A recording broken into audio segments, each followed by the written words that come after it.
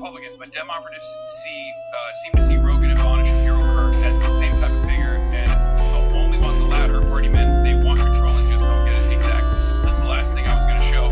Worth noting, as third-way campaigns against Hassan Piker and moderate Dems join in, that they especially want to reduce far-left influencers in infrastructure, which of course barely exists. This is from their stated purpose. Reduce far-left influence and infrastructure. Build a moderate democratic infrastructure, including media, talent pipelines, and communication networks. Push back against far-left staffers and groups that exert a disproportionate influence on policy and messaging. Ban far-left candidate questionnaires and refuse to participate in forums that create ideological purity tests. Here are some of their thoughts on podcasts. Integrate and engage with the business community. Democrats need to stop demonizing wealth and corporations broadly. Engage with businesses, business podcasts like Earn Your Leisure that reach the aspiring class and entrepreneurs to discuss economic policies.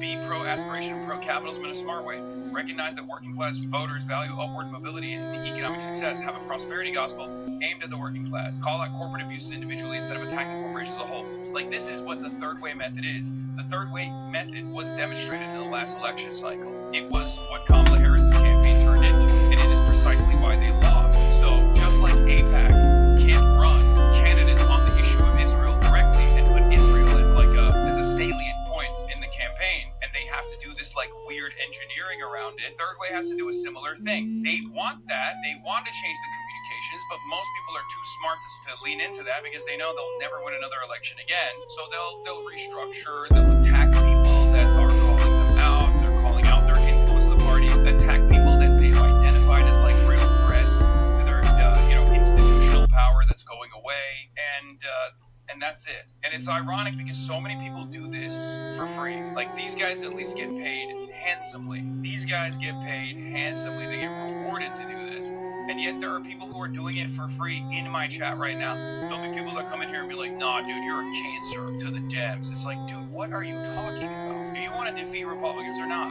You and I, if you say yes to that, you and I have the same attitude on this. You just have a different opinion as far as how to do it. Make an argument on why methods are more successful.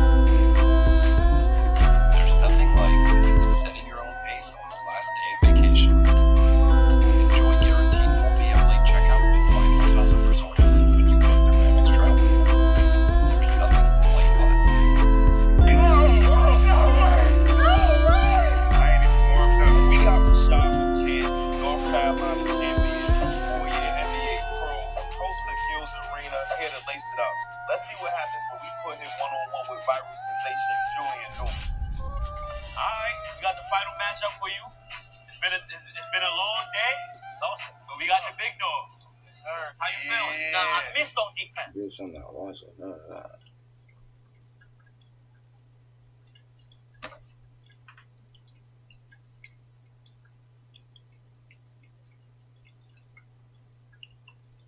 Motherfucker.